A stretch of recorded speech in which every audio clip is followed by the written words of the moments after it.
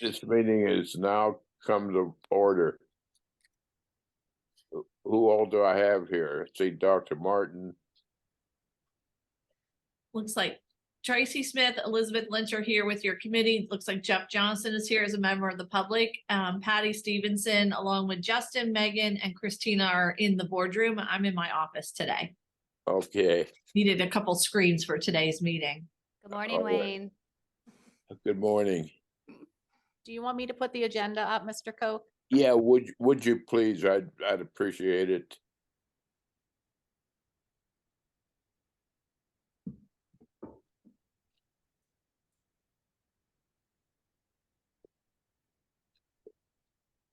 We in our last policy committee meeting, we discussed policy 701.1 and tabled it.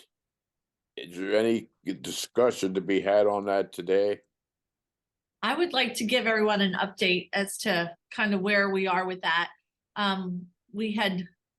Elizabeth had kind of worked to put some policies together from sample policies. And remember, this is not one that PSBA provides us a sample for.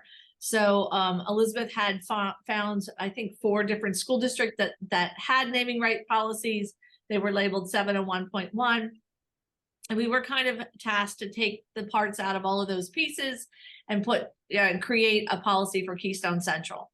And so we've had some discussion about what you want to see in there and committees and so forth. So I was working on this last night, and I was able to get the purpose, the definitions, the authority, and the delegation of responsibility drafted.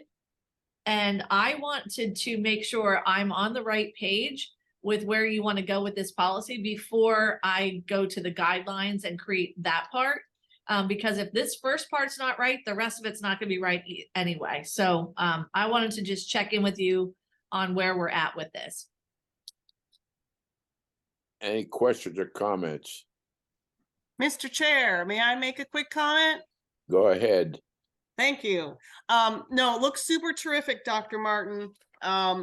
The email back from April, the guidelines, I mean, you've hit on all the right things.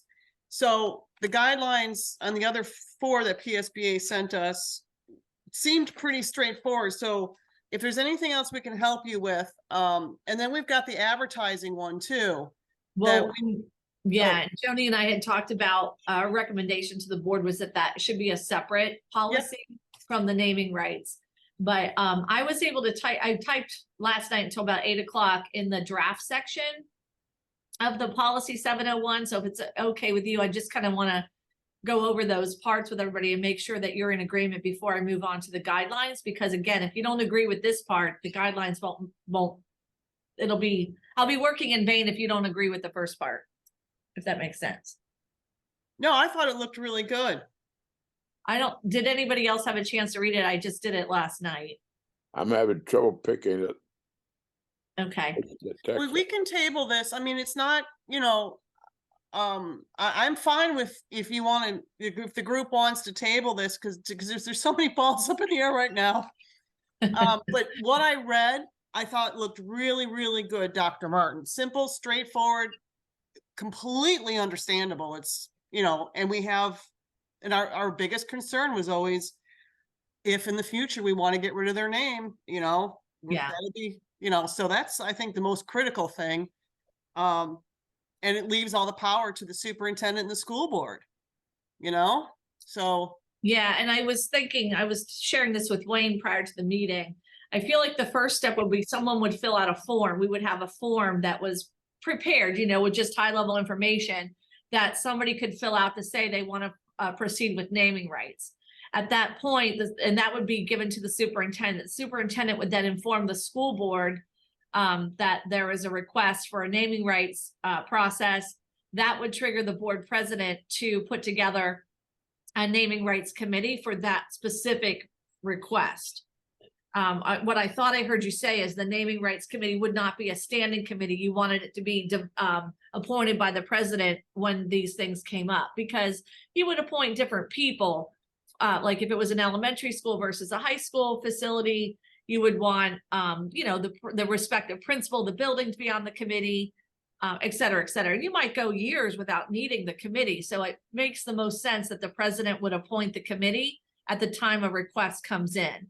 And then the committee would follow the procedures and guidelines moving forward and then make a recommendation to the board, and the full board would have to vote before anything was actually finalized or named. Absolutely. That's the way a lot of the other schools do it. And it makes perfect sense to be as flexible as possible, but there's still set rules and regs and steps to follow. I think that's fantastic. And don't kill yourself over the form. Please. Oh, I'm sorry, that's the wrong English. Please don't. These schools already have forms available. So, templates are Yeah. out there. Okay. Yeah, we'll be working through it. I just want to make sure I was on the right track, because if you didn't agree with that and you thought that the form should go to the board, or you thought there should be no form, that there should be a standing committee, this is all wrong then. But if you want it to kind of that process to flow, what I would say to you is when we named the gymnasium, the court at Bucktail, what happened was, and they contacted me. Then I got the information, then I made a recommendation to the board, and we asked for a lot of things. So this would formalize the process a little bit better than what we've currently been using, and pulls in some of the ideas from the other ones. All the other ones aren't exactly the same. They're kind of all written differently. And so it wasn't an easy, like a cut and paste. It really, you have to be thoughtful about making sure it's in the same format as all of our policies, and that it's all jiving, because you can get lost in there like a corn maze real quick. Oh, absolutely. No, like I said, you've done an extraordinary job. The only thing that none of the other school districts I found did, and I'm not saying this is something we should do, but maybe just have it on the radar. None of them, as far as I know, I didn't ask. I was just going by what's on their website.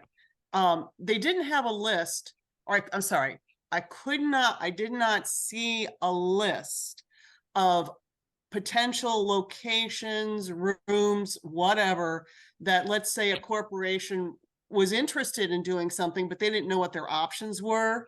Now, I don't know if that would be in the. One of those samples had something like that, where it said the superintendent shall create a list of blah, blah, blah, blah, blah.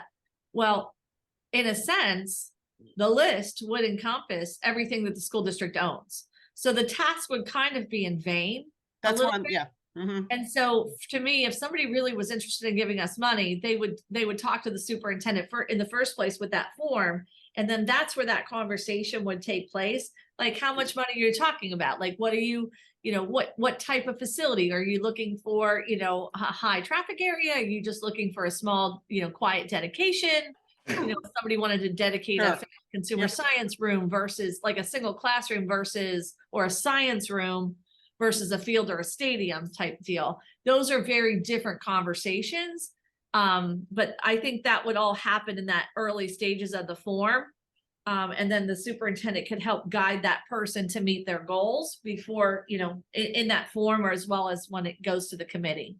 That's excellent. That's excellent. Because someone could be passionate about art and they want to, who knows?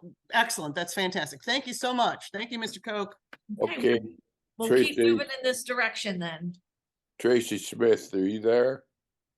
Yep, off and on between customers. I've been listening though. Okay, have anything to add to this? No, not right now. Thank you. Okay, I have nothing to add, so I think we discussed this long enough. We'll keep it on the table for the next meeting. Thank you. The next policies are all up for review, and I'm going to just kind of hand the microphone sort of over to Patty and Megan and anybody else there in the room that's helped or assisted with these policies. Yeah, they seem pretty straightforward. Thank you. Could we open the text of this? That's good. Mr. Koch, if it's okay, I'd like to suggest or request that we move item number 1 to the end. So Jackie's staff can, if they want to stay for the number 1, they can, but I'm afraid it might take up more time, and then that will tie up more time for them. So I'm requesting that 1 be placed at the bottom and we start with number 2. Are you agreed to that, Tracy? Yes, that's fine. Thank you. Alright. Then we go to curriculum. Let's open that up. Just a minute, Wayne. I'm gonna have to stop sharing and then share again. Hold on.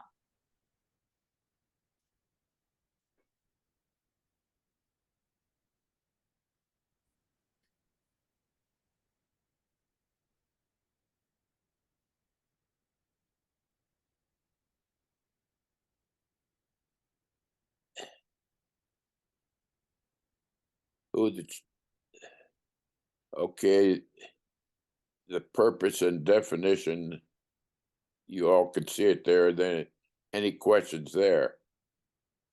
No, Wayne, I will just say, this is Megan. Just wanted to say this one was just general updates, added some vocabulary to further define curriculum as suggested by PSBA. Other than that, there were no major changes to this one. Okay, any questions? No, thank you. Very straightforward. Thank you, Megan. Thank you. Then we can move, And thanks, Elizabeth, for that suggestion and valuing our time. Oh, there's nothing worse than sitting in a room when you don't have any, well, thank We you. appreciate that. Okay, and if we ever do that in the future, and we don't notice that, please just speak up or tell Dr. Martin or something, okay? Thank you. All right, all right. Policy 1051, if we want to go to that one, is the review of instructional materials by parents, wait. guardians, and students. before Oh, Um, sorry, Wayne. policy 105, I just want to make sure there are no more questions. Okay, let's go on to policy 105.1. Sorry about that. No, sorry, I jumped the gun. No problem. Go ahead. So this one is similar to 105 in the sense that the only thing that really was changed in this one was the strikeout of number 6. Number 6 said that parents and guardians couldn't request, put in more than one request per semester to look at the instructional materials that are provided in our courses. And after some discussion with Dr. Martin and Patty, we didn't really see the need to have number 6 included. And we don't at any time want to prohibit parents from being able to make a request like this. We want to be as transparent as possible. And if that means that there's more than one request per semester, we don't want to limit that. So we felt that wasn't needed in there and didn't really go with our goals of transparency and communication. So we decided we would like to strike that one out. Other than that, that was the only change to 105.1. Okay, Elizabeth and Tracy, any questions? No, that's wonderful. Makes perfect sense. Thank you for catching that. Mr. Coe, could I ask a question? Just out of curiosity. Go ahead, Jeff.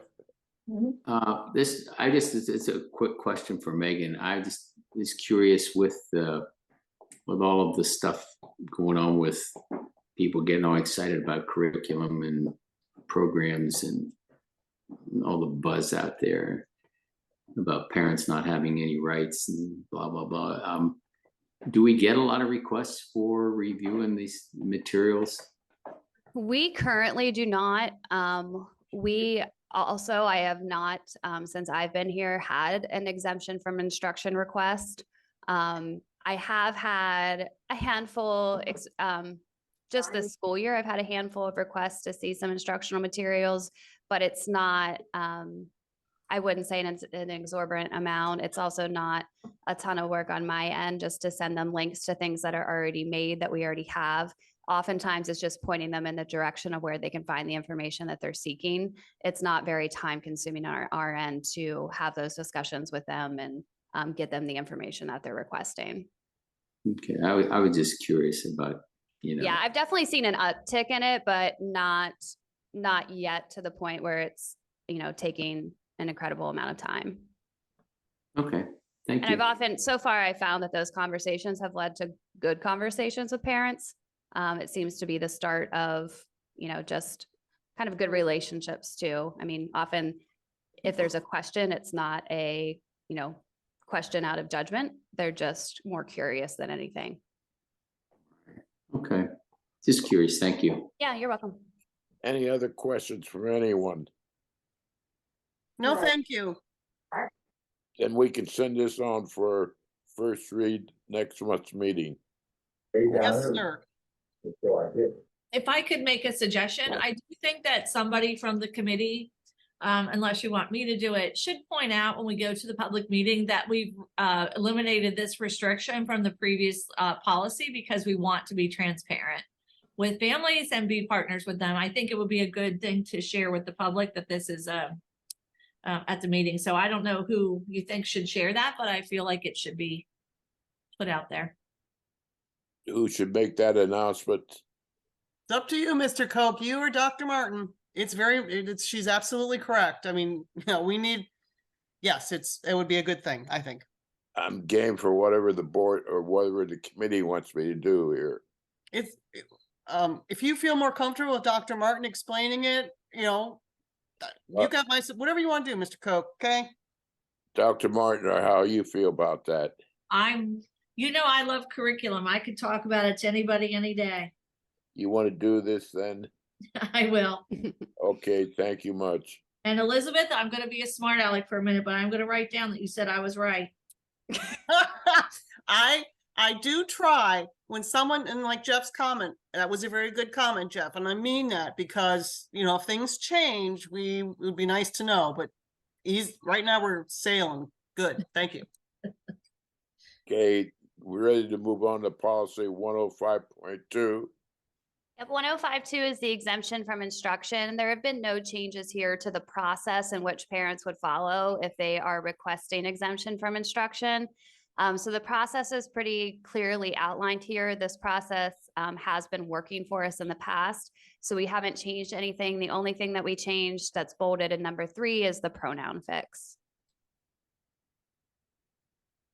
Questions or comments? Looks good, thank you. I'm glad you caught that. Are you okay with that, Tracy Smith? I'm good, thank you. Oh, Okay. wait, I'm so sorry, Mr. Koch. I actually do have a question. They have that new legislation they're trying to put through that the students now, it hasn't gone through yet. If they're 22, but they don't turn 23 until such and such date, we still, the public schools will have to keep the student until they're 22, possibly 23.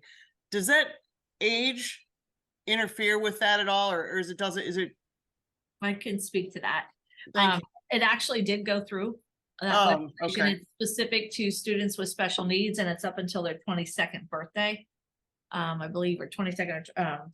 But this policy wouldn't have any effect on that. Super terrific. Thank you. Any further questions? Can we move on to 106? Sure Okay, thing. 106 is guides for planned instruction. And the only updates that we made to this policy were just to try to provide additional clarity to what the term planned instruction means. Because as with anything in education, we throw a lot of words around and we want to make sure that there's clarity in terms of what this policy is referencing. So we added planned instruction / pacing guides to add that clarity so that when somebody is referencing this policy, they know that we're clearly talking about the pacing guides that we develop at the district level for each content area. Aside from adding that piece of clarity, we then also did change the pronoun issue there later in the policy under delegation of responsibility. any other comments or questions? No, but it looks wonderful. Thank you. We're ready to move on to 107. Yep, so 107 is the adoption of planned instruction or curriculum maps. Pretty much the same exact thing as the previous policy. We had planned instruction in there, but we went back and looked at the chapter 4 regulations and some of the verbiage that's used there. And we decided to do the same thing where we just added that clarity that when we talk about planned instruction, we're actually talking about curriculum maps. And those are the maps that come to you for board approval in the curriculum revision process. So we just wanted to add that point of clarity throughout the policy that when we're talking about planned instruction, we're talking about the board approved curriculum maps that we have for each content area. The floor is open for questions or comments. Yes, Mr. Koch, I'm just curious. I mean, if someone asked me today what a curriculum map is, I'm embarrassed to say, but I would not be able to explain what a curriculum map is. Is that jargon? I shouldn't use the word jargon. Is that something in your realm that is a standard word? I mean, I honestly don't know how would I describe what a curriculum map is? Would I just say, well, it's just planned instruction? And essentially it is jargon, Elizabeth. But it's when we bring the curriculum forward to the committee and the board, you know how we have those documents that have each unit designed? Yep. And you see, that's a curriculum map. So it's basically the unit design, which then goes into the course design. So it's those documents that are in PDF form that we bring to curricular, co-curricular. Those are curriculum maps. It Okay, basically just outlines the instruction for that unit. okay, that Maybe a makes little bit sense. More help with that is a curriculum, and this, Megan, don't laugh at me because I'm such a curriculum nerd, but a really good curriculum map is like a fine plaid. It's woven so that all of the different content areas are intentionally woven together at the right intersections at the right time. So in a child's journey from K through 12, we know what they're learning in ELA, we know what they're learning in math, we know what they're learning in science and every respective content area, health and PE, art, music. And the reason we want to scope and sequence, because we don't want to be teaching the same concept every year for 13 years. And you have to build on those concepts and they have to be done to the developmental age of the child. And so things should be interwoven and intertwined intentionally and intersecting at the right times. And so a curriculum map gives you that scope and sequence of content areas and then how they also intersect with other content areas if it's done well. Okay, any further comments or questions? No, that was really helpful. Thank you. So you can use that fine plaid. Okay, we're gonna edit this. It's gonna be called curriculum plaid. Yeah, curriculum plaid, Okay. because that'll be more fun to explain. Okay. Are you okay with that, Tracy Smith? I'm good, thank you. Okay, thank you. Ready to move on to number 107, adoption of the plan instruction. Yep, so adoption of, oh, sorry, go ahead. 108. 108, adoption of textbooks, sorry. We just finished 107, okay. We can talk about it again if you want. Chalk it up to my old age. 108, adoption of textbooks. Yep, so the adoption of textbooks, this policy, the major change was that we just added the line at the end of the policy, at the end of that authority section that said that the review and replacement of textbooks will be in alignment with the curriculum development cycle. So we have the AR for policy 105. So we have a clearly defined curriculum revision process. So we wanted to be clear that when we are approving new resources, that the resource selection aligns with the curriculum development cycle. And then the word textbooks, I think, was a suggested add from PSBA. But other than that, we added that first line for clarity, and then everything else stays status quo. Okay, any questions or comments on 108? Looks great, thank you. Seeing none, we ready to move on to 109. Yep, 109 is in reference to resource materials. When you read this policy, it's actually specifically implying library materials. So it's the resource material shall include nonfiction, fiction. So this policy is the most recent suggested policy from PSBA. We did reach out to them to see if there was a newer version in light of current political climates and challenges on, specific books and groups of books. And PSBA said they did not currently have an updated policy, but we should expect one within the next year. So we did not make any changes other than that.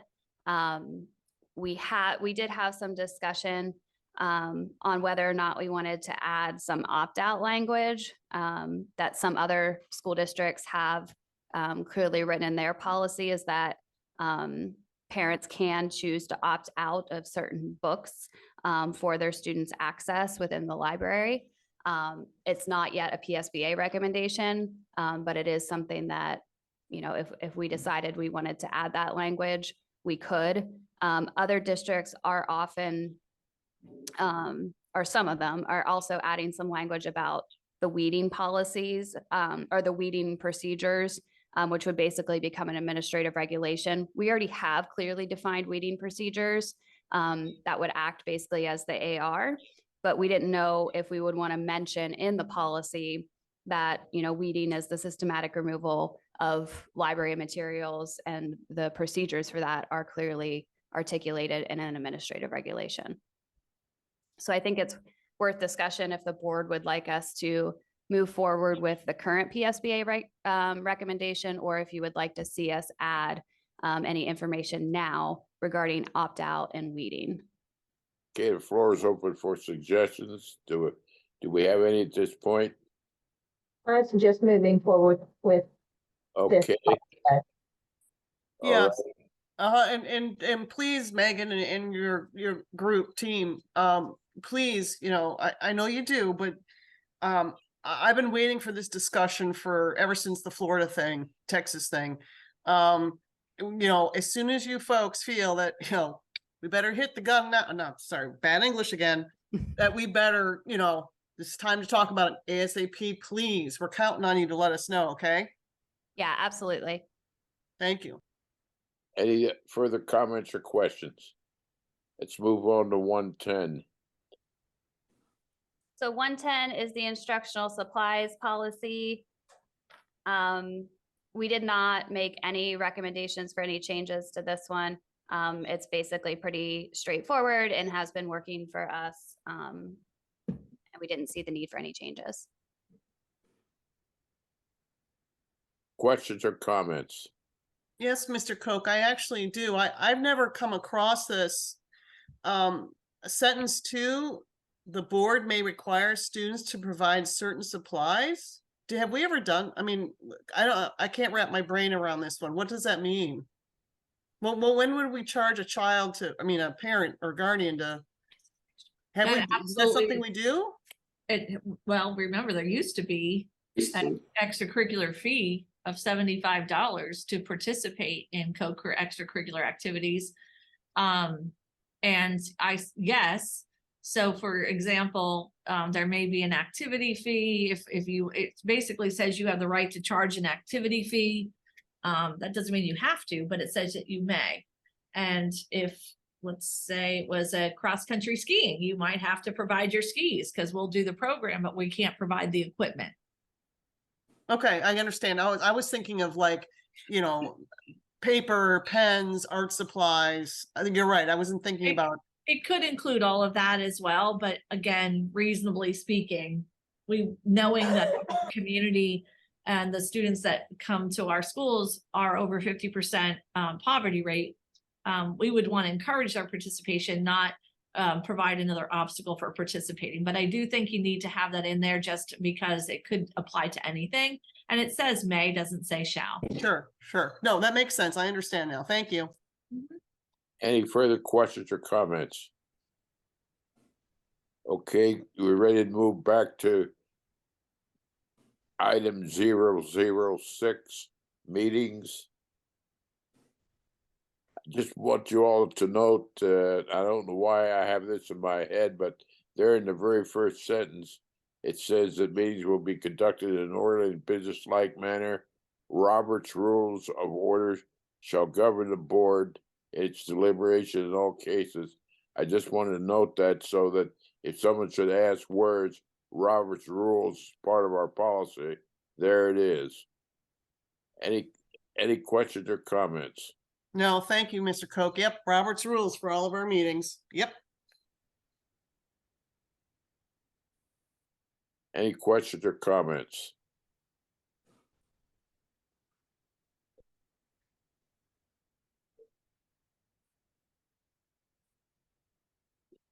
third question, any questions or comments?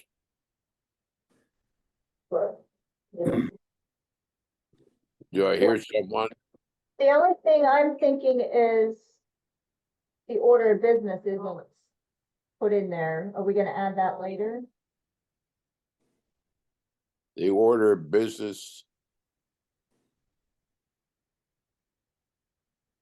What's the question here? Sorry, Wayne, it's not, under order of business, it says it shall be as follows unless altered. But then there's nothing there. It doesn't, is that already somewhere else? Like it doesn't say call to order, salute to the flag. That's not in the policy here. I think I understand, Mr. Koch, Tracy's question. In our current policy, they typed in, just the way we do it. It would just be, I guess, quote, cut and paste unless the board wants to change it. It just, in our current one, it's just, number 1 is meeting opening, 2 presentations, 3 hearing of visitors, blah, blah, blah. We have 13 things. So, it's just a matter of if everyone likes the current one or is comfortable with it. It would just, I guess, be a cut and paste from the current one that's on the books.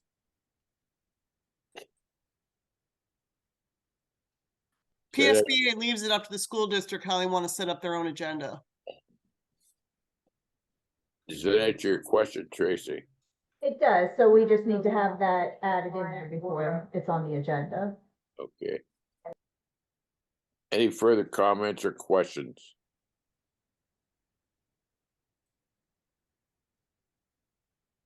Any questions or comments on the general, on the agenda in general? Well, the next one that they changed is, oh, am I muted? No, I'm not muted. I'm so sorry. Under voting, there, right there. You see how they left the bars under all votes, second sentence. In our current policy, we have that exact same English text in our current policy. So I guess that was what it was up to the school board policy committee whether or not they wanted to put that in there, and we currently have that. So the only thing that would be gone if everyone wants to keep it the way, as is, just those brackets at the beginning would be removed. That's what we currently have. Any questions or comments? Makes sense. Right. That's fine, and then under, under committee meetings, there is a blank about standing committee meetings when they can be called. I would assume since we have 3 committee members per committee, that would be requested to do so by 2 members of the committee to call a meeting. Let's see what the current one says. I have both here in front of me. Just please give me a moment, Tracy. The current standing committee maybe color. Currently it says, our text currently says, it doesn't give a number. It just says any, ANY. I guess maybe we did that back then, or somebody did, because we don't know how many people would be on a committee.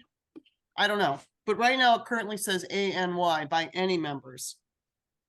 If we have, we can't have a number of people on a committee that constitutes a majority of the board, as I understand it. So it's got to be less than 5. I think we set it at 3, and in case the president of the school board wants to attend a meeting in an official manner, which he's allowed to do, and any other member of the board wants to come to a committee meeting, you've got to understand that the person in charge of the committee is the committee chair, who has been duly elected by the members of that chair. And abide by that, but you're not members of the committee, you're there as guests of the committee to attend and observe what's going and advise, give your advice if you have something to say. I So, just oh, go ahead, don't want Tracy. to see leaders that just one member of a committee can just arbitrarily call a committee meeting. So if we, even if we don't put a number in there, requested by the majority of the members of the committee. So in our case, it would be two, but should, like finance committee is a committee of the whole. But, Yeah, need to have something in there. Well, I'll be honest with you, I didn't click on the legislation 8, 9, and 57. I did not do that. So maybe 8, 9, or 57 states something that I didn't look up yet, so I apologize for that. So if we click on 8 or 9, it might stipulate what we have to say, or maybe it doesn't because they left it blank for us to fill in. Maybe Tracy Long, when she gets back, or she can contact PSBA and they can say, look, it should be an adjective or it should be a numeral. Because honestly, at this point, I never really thought about it.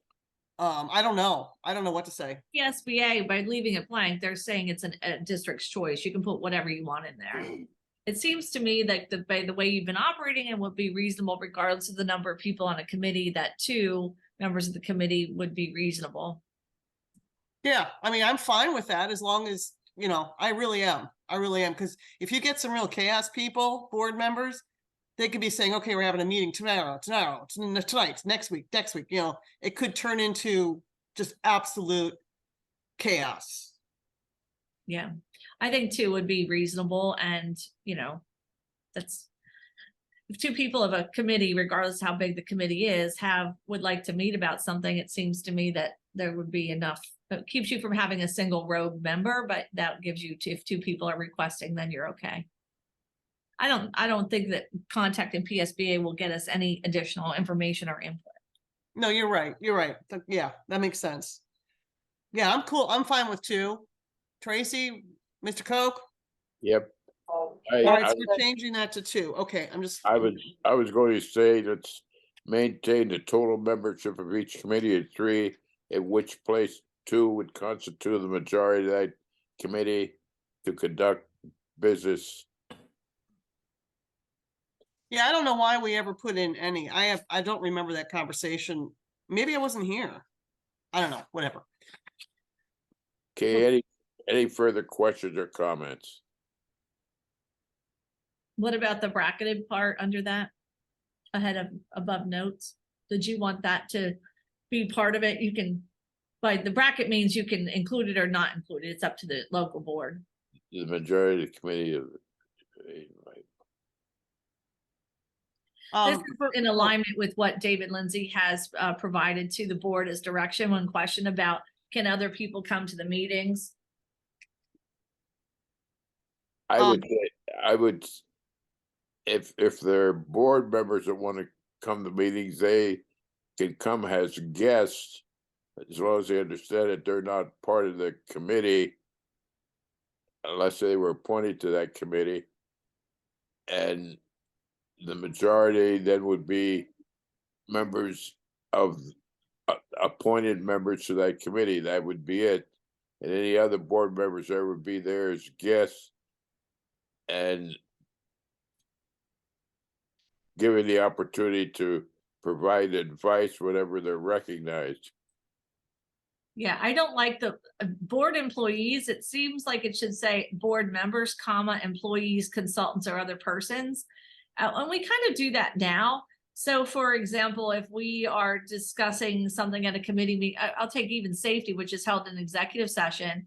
When we were talking about safety at the high school, we really needed some principals there. So we invited the principals to come. If we invited the social worker to come, you know what I mean? Like there's certain times that you would want to invite. to me, it's common sense, so it really is irrelevant to me if you put it in the policy or you don't put it in the policy. Anybody worth their salt is going to do that anyway. It probably wouldn't hurt to put it there so it's in writing that we can invite other people, consultants and so forth, if we need their Okay. advice. Do you agree that that should say board members, comma, employees? Because I don't know what a board employee is.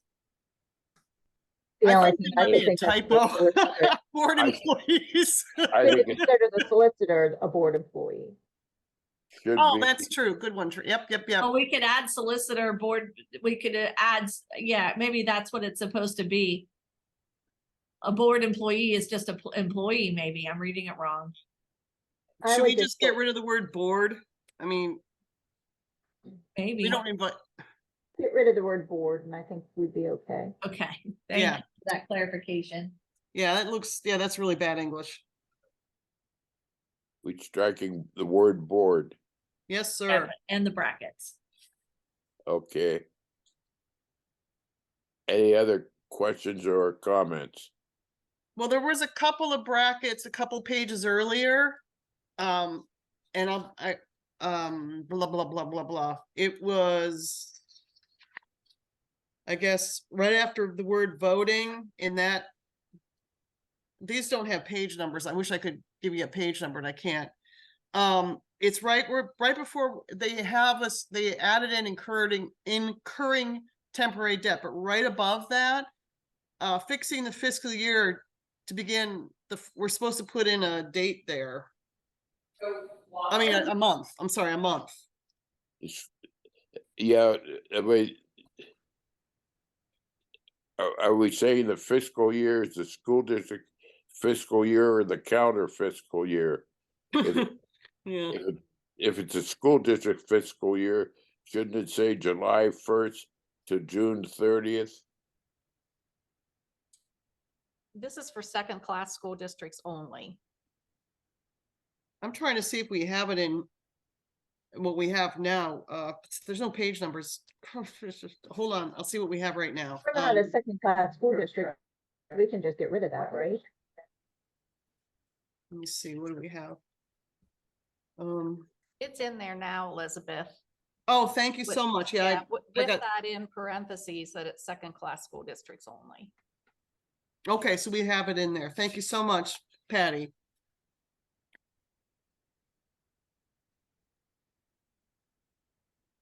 Yeah, there I see it. Yeah, and it, yeah, I see it. Yep.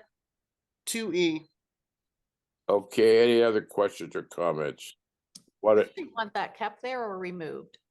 Our current one has it, but I'm not saying that's right. Like Patty said, our current one has it. I'm not saying, I don't know. I didn't check the link. I don't know.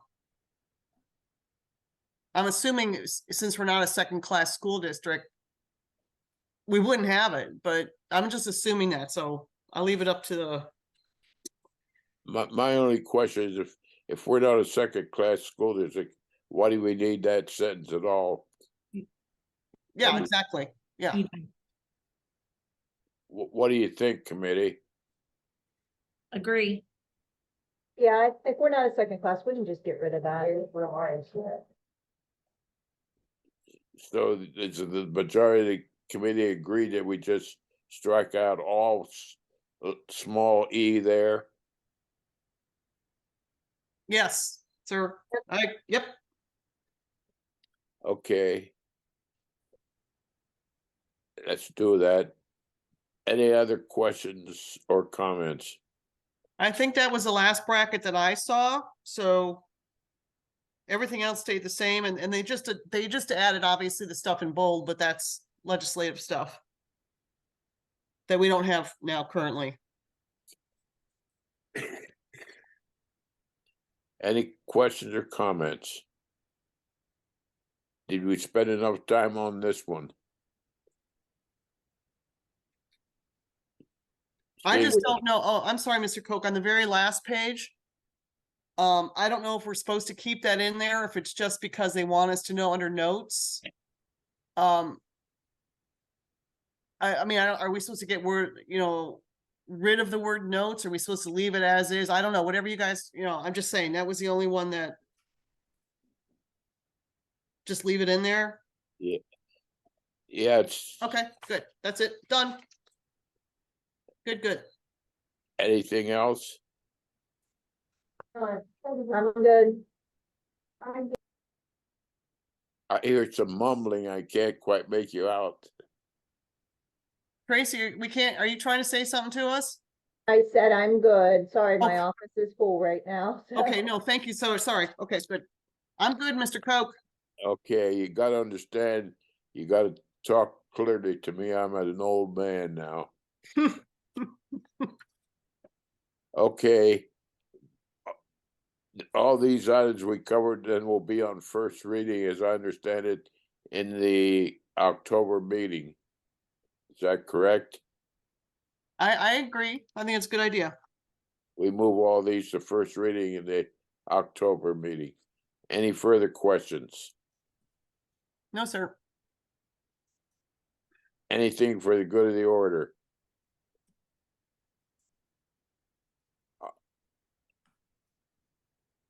Hearing nothing, I assume we're ready to adjourn. Is that correct? I'm ready. I agree.